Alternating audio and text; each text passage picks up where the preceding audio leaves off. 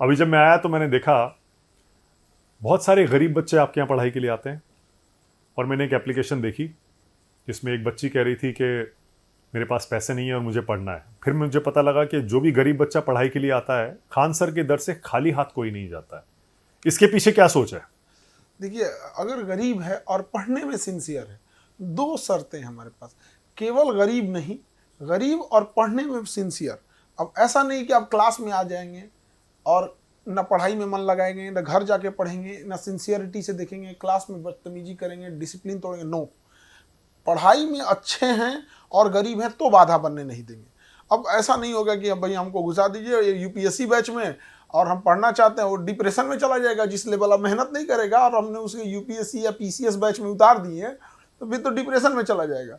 पर खान सर ऐसे क्यों करते हैं? क्यों मतलब गरीब बच्चों पर अपनी जेब से पैसा खर्च करके अपनी मेहनत से उन्हें पढ़ाते हैं? क्यों? क्या इसके पीछे सोच क्या है? देखिए, हमको ना अगेन बताते हैं, हमें एजुकेशन, हमें एज ए टीचर बनना पसंद नहीं।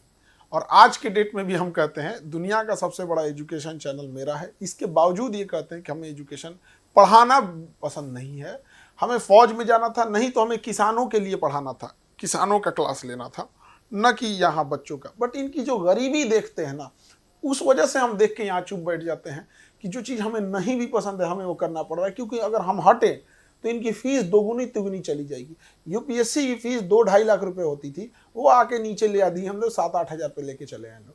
तो हमारा रहना ज़रूरी है। दूसरा, हम इसलिए देखते हैं ना कि जो बच्चे पढ़ने में मतलब स्कूलिंग अच्छी नहीं हो पाई, घर में पैसे नहीं थे तो अच्छा स्कूल नहीं मिल पाया, तो उन्हें लगता है कि उनका बेसिक कमज़ोर है।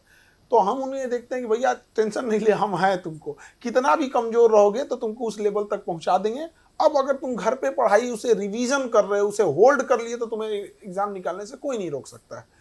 तो बेसिकली हमारा मोटो ही है कि हमको उन गरीब बच्चों के लिए खड़े होना है। आज भी हमारे यहाँ सब्जी बेचने वाला, ठेला बेचने वाला, 90% यही बच्चे आते हैं। किसी के यहाँ भी रिजल्ट भी हो जाता। अभी एक आदमी एक आए थे अपनी बेटी को लेके, उनकी 2 बेटियों का सिलेक्शन हो गया पुलिस डिपार्टमेंट में, 2 बेटियां, और वो चाय लगाते थे और ठेले पे चाय लगा के, और कहते थे सर कभी चाय लगाने में ना ठेला कभी हटाया जाएगा, अतिक्रमण वाले भगाएंगे, कभी नगर निगम वाले भगाएंगे। बड़ा दिक्कत होता है इन लोग को, जो इस टाइप के लोग होते हैं जिनके पास उतनी पूंजी नहीं है। कोई फल बेचता था तो उन लोगों के लिए कहते सर क्या बताएं, ठंडी के दिन में फल का मार्केट खत्म हो जाता है। क्यों? ऑब्वियस बात है, लोग ठंडी में कम फल खाते हैं। तो ऐसे लोग हमारे यहाँ आते हैं पढ़ने। पर आपने ईमानदारी से ये बात तो मानी कि आपका ये करने का मन नहीं करता है ना। हम सच में तो बताते हैं, अब क्या करने का मन करता है? हमें मन करता है कि जो एग्रीकल्चर किसान है ना, उनका क्लास ले। जैसे हम इन बच्चों को पढ़ाते हैं उन लोगों के लिए कि देखिए भैया आपके साथ समस्या क्या है। देखिए, एक किसान में उसको टोटल कमाई का 30% उसका खूब अच्छा प्रॉफिट होगा तो 30% होगा। अब समझिए उसको बर्बादी कहाँ से हो रही है। 30% फसल उसका कीड़े खराब कर देते हैं, और कोल्ड स्टोर की चेन ना होने की वजह से 30% फसल खराब हो जाती है, रखने का जगह नहीं। तो उसको प्रॉफिट है 30% और लॉस है 60%। आप कैसे कीजिएगा? आप सोचिए, वो जो कीड़े मकोड़े होते हैं 30% फसल खराब कर देते हैं। आप बैगन की फसल देखिए, ऊपर से बहुत अच्छा, अंदर से खराब हो जाती है। वो कहाँ जाएगा? टमाटर खूब सुंदर दिखेगा, एक छोटा सा सुराख होगा उसमें अंदर से।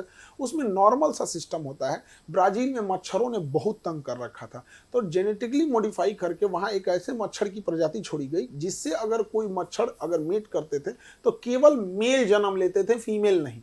तो अगर हम लोग अपने खेत वगैरह में अगर मेल को मार देते हैं तो मान के चलिए अगर 90% मेल मार दिए कीड़े मकोड़े को, जो हानिकारक कीड़े हैं उनको, तो फीमेल रिप्रोडक्शन चेन रुक जाएगा, किसानों को फायदा हो जाएगा। एक किसान सब्जी बेचने जाता है, आप यकीन कीजिएगा, हमारी जो कोचिंग है इसके जस्ट सामने मुसल्लापुर सब्जी मंडी है। यहाँ पे इस सब्जी मंडी में आप देखेंगे ना, तो जो गरीब लोग होंगे, दूर से आए होंगे, तो जितने मतलब जो बड़े जिनके सब्जी की खपत ज़्यादा है, किसी का हॉस्टल है, किसी का मेस है, ये लोग इंतजार करेंगे शाम होने का। क्योंकि अगर शाम हो गया ना तो वो अपनी 20 रुपए की सब्जी को 10 रुपए में बेच के जाएगा, क्योंकि उसको घर रखने का जगह नहीं है, ले जाएगा तो होगा। उसके यहाँ कोल्ड स्टोर नहीं है। हमारे हर गाँव में यदि एक कोल्ड स्टोर होता तो किसान कभी भी नहीं जाता, कहता आज खरीदना है तो खरीदिए, वरना हम ले जाके कोल्ड स्टोर में रख के आएंगे। और आज सोलर पैनल है, आप सोलर पैनल से कोल्ड स्टोर बना दीजिए, किसानों का एक चेन बना दीजिए कि हाँ भैया आपका, हम अगर गांव के किसानों से 100 रुपया अगर ले लो ना मंथ का, तो उसका एक कोल्ड स्टोर चल जाएगा। उस 100 रुपया से उसको हम 10,000 उसकी बचत करा सकते हैं, लेकिन हम नहीं कर सकते।